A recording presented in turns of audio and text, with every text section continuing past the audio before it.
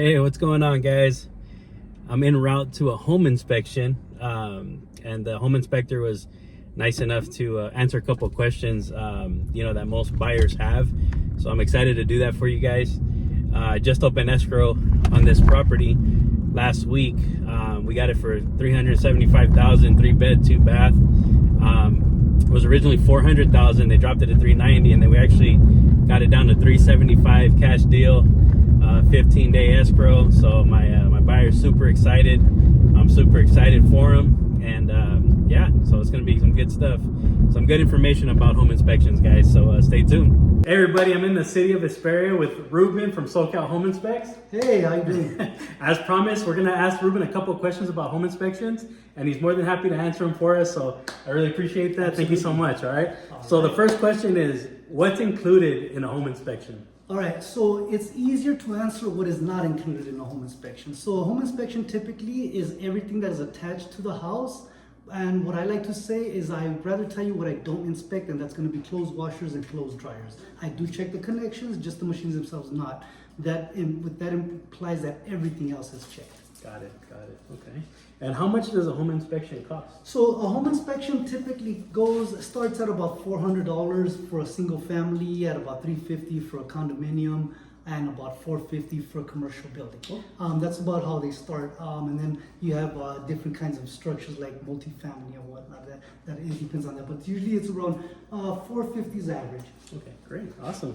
And do I need to be present during a home inspection? So if you're asking me as a realtor, do you need to be present? No, but I do need to get in the house. Inspectors do need to get in. If we could get codes to get in, or if we could even get access to a super, that would be nice to be able to get in. So no, you don't need to be present. As a matter of fact, not to sound mean, but it's better if nobody's present. Mm-hmm. That way, I or any other inspector can work, get things done, be out of the way, not talk, focus, and then be able to give you a very thorough report. And the buyers as well. So it's better if the buyers are going to come for the end of your inspection rather than in the beginning. Absolutely, because they're going to sit around anyway and just twiddle their thumbs. So it's better that they come at the end. Absolutely. Awesome. Okay.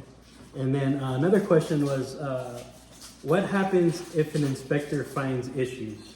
All right. So a lot of times buyers are under the impression that the seller has to fix everything because the buyer's coming in with top dollar. That's understandable. Very understandable. You're buying a house, all your money's going in it, and you know what? Let me tell you now from the inspector's point of view what happens. I'm inspecting this house for the buyer. I'm not inspecting it for the seller. Therefore, I expect the buyer to fix everything. I don't expect the seller to do anything. Mm-hmm. All I expect the seller to do is give you the keys and say, all right, man, take care. That's all I expect from the seller. Right. But that's all. So let's say that that I find issues and the seller agrees, because they don't have to fix everything, right? Let's say they agree to repair some items and they want me to come back and check. There is a reinspection fee for that, and it's typically about $250. Got it. Okay, awesome. And another question was, what are the most common issues that home inspectors see in homes? The most common issues are going to be plumbing and electrical. Plumbing leaks, whether it's at the fixtures or at the under the sinks, or it's always plumbing, and it's always electrical. Something's backwards, something's no power, something's off. Those are the two most common things. Okay, great. And are cosmetic issues important to address? Not at all, because as an inspector, we're not looking at cosmetic, because cosmetic is subjective. Mm-hmm. I like green cars, you like black cars. Right. So it's subjective, and that's why we don't talk about cosmetic at all. Mm-hmm. Gotcha. Okay. Just a few more questions here. I'm sorry. Oh, go ahead. The only time I do mention cosmetic, it's, for example, the paint in the room. Let's say we're in the kitchen or bathroom or laundry in a wet area, and they're using flat paint. They should use high gloss or eggshell or semi-gloss or something like that. Then I'll mention something like that. But other than that, it's only because of logistic, if you will, logistic purposes, because it should be smooth so you can wipe the water off. Makes sense. That makes sense. Awesome. And then, is a home inspection required for all home purchases? Absolutely not. Not at all. It's not required. You can purchase a home without an inspection. Would you be the smartest person to do it? Absolutely not.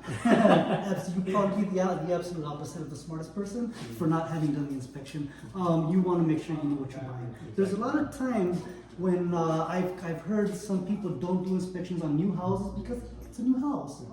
let me tell you, I used to build houses. I used to do construction.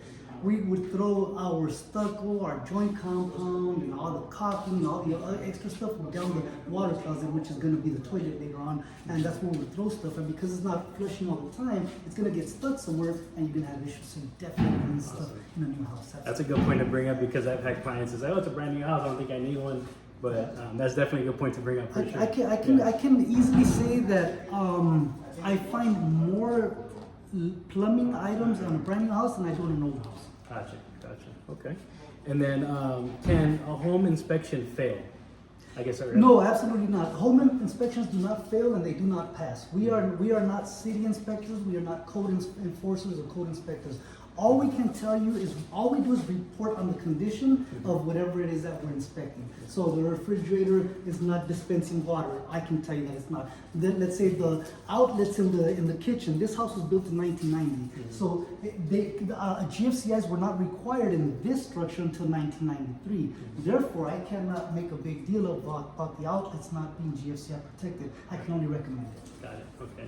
So much wisdom. I love it. I love it. Thank you so much. And so when you finish your inspections, do you provide some kind of report to the clients? Yes. So as soon as I'm done with the inspection, I want to get my report out as soon as possible. So you will always, with my company, you will always get your inspection that same day, or your money back. That's a promise from our company. If you don't get it that day, you will get your money back. That's a promise.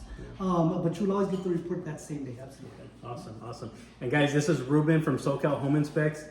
What areas do you service? So I service from Bakersfield to La Quinta to Big Bear to San Diego. If I could go to Catalina Island, I'd go there too. More for fun, but I definitely go there. Awesome. How can people contact you? So you can contact me by phone at 714-343-3207. That's 714-343-3207. You can go to my website at SoCalHomeInspects.com. You can text me at the same number that I just mentioned earlier. Those are the best ways to get at me. Or you can email me at Ruben at SoCalHomeInspects. Inspector Ruben at SoCalHomeInspects.com. Got it. And I've had so many clients that have used Ruben. I mean, me as a realtor, I have to, I provide options for people, but every time they do the research, when they research Ruben, they always go with him. So how can they find your reviews? Actually? So there's two reviews that they can find. They can find Google reviews. That one has about 125 5 stars.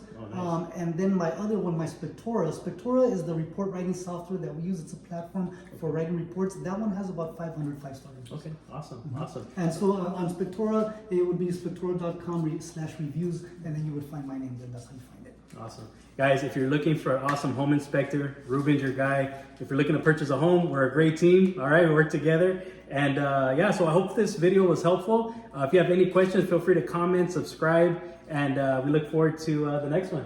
One quick thing. Yeah. I have performed about 4,500 inspections, give or take 4,500. two or three, maybe. I've met thousands of realtors, and I have to say that you are not a normal realtor.